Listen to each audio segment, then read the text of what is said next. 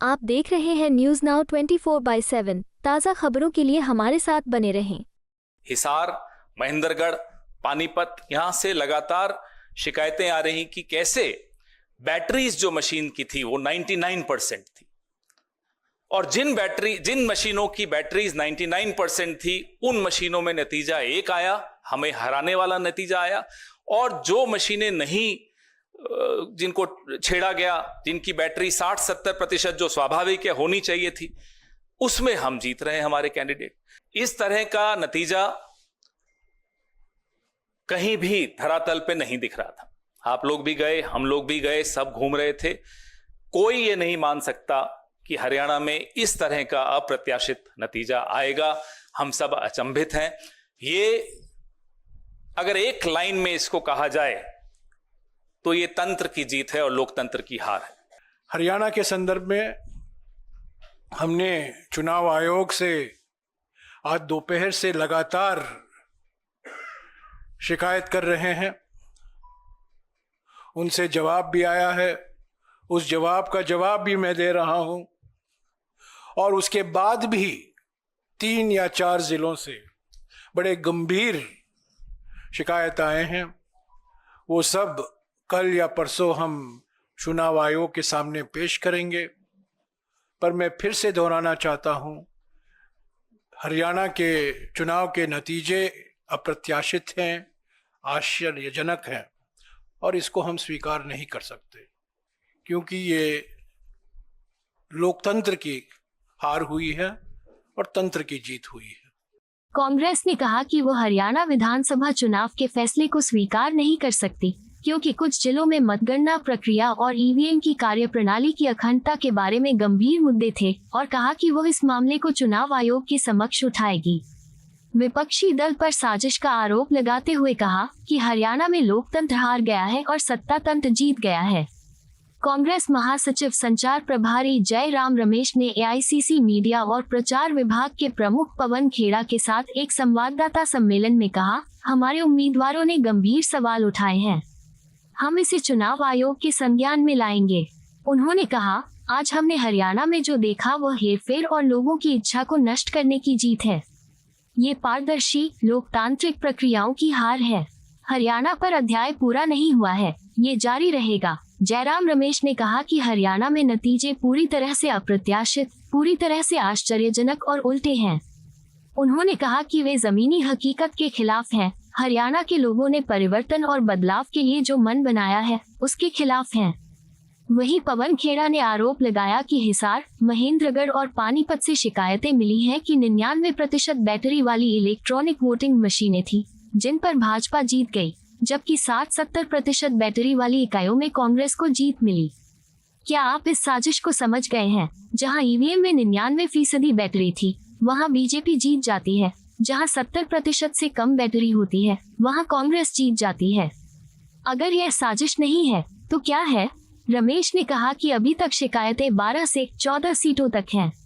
कांग्रेस महासचिव ने कहा, ये लोकतंत्र की हार हुई है और तंत्र की जीत हुई है।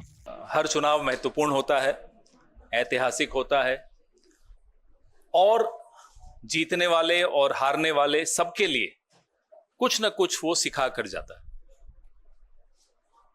जम्मू कश्मीर में 10 साल बाद एक चुनाव हुआ। जिन परिस्थितियों में हुआ वो आपके सामने है। कैसे जम्मू कश्मीर को बेइज्जत किया गया, राज्य का दर्जा छीना गया, वो आपके सामने है।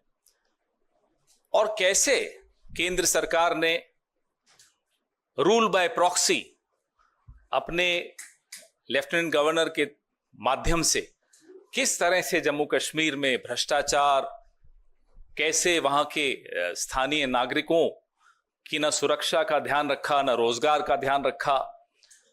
लगातार जो खबरें, आतंकवाद बढ़ने की खबरें, जम्मू रीजन तक में आतंकवादी हमले होने लगे, न आम नागरिक वहां सुरक्षित महसूस करता है, न पर्यटक महसूस करते हैं अपने आप को सुरक्षित। कश्मीरी पंडितों से जो वादे किए गए वो बिल्कुल भुला दिए गए पिछले 10 साल में। ये सब इन परिस्थितियों के बीच में जम्मू कश्मीर में एक चुनाव हुआ, ऐतिहासिक चुनाव था, और जम्मू कश्मीर के बाशिंदों ने एक स्पष्ट जनादेश दिया। जम्मू कश्मीर, आज भी हम उसको राज्य ही मानते हैं, तो मैं तो यही कहूंगा कि जम्मू कश्मीर राज्य के लोगों को बहुत बहुत मुबारक कि उन्होंने इस चुनाव में बढ़ चढ़कर हिस्सा लिया और करारा जवाब दिया उन लोगों को जिन्होंने जम्मू कश्मीर को की इज्जत को रौंदने में कोई कसर नहीं छोड़ी थी। जैसा कि हम आप सब जानते हैं, पूर्ण राज्य का दर्जा छीनकर यूनियन टेरिटरी बनाना अपने आप में अप्रत्याशित था। हरियाणा में चुनाव हुआ जिसके नतीजे बिल्कुल अप्रत्याशित हैं और यहां तक कि यह भी कहेंगे कि अस्वीकार्य हैं। जिस तरह की शिकायतें लगातार आ रही हैं, अभी हम जयराम रमेश जी और मैं जिस कमरे में बैठे थे वहां भी लगातार शिकायतें, हमारे नारनौल के कैंडिडेट राव नरेंद्र सिंह हो गए या पानीपत के कैंडिडेट हो गए, 3 जिलों से, हिसार, महेंद्रगढ़, पानीपत, यहां से लगातार शिकायतें आ रही कि कैसे बैटरीज जो मशीन की थी वो 99% थी, और जिन मशीनों की बैटरीज 99% थी उन मशीनों में नतीजा एक आया, हमें हराने वाला नतीजा आया, और जो मशीनें नहीं, जिनको छेड़ा गया, जिनकी बैटरी 60-70% जो स्वाभाविक है होनी चाहिए थी, उसमें हम जीत रहे हैं हमारे कैंडिडेट। तो हम ये सारी शिकायतें इकट्ठी कर रहे हैं।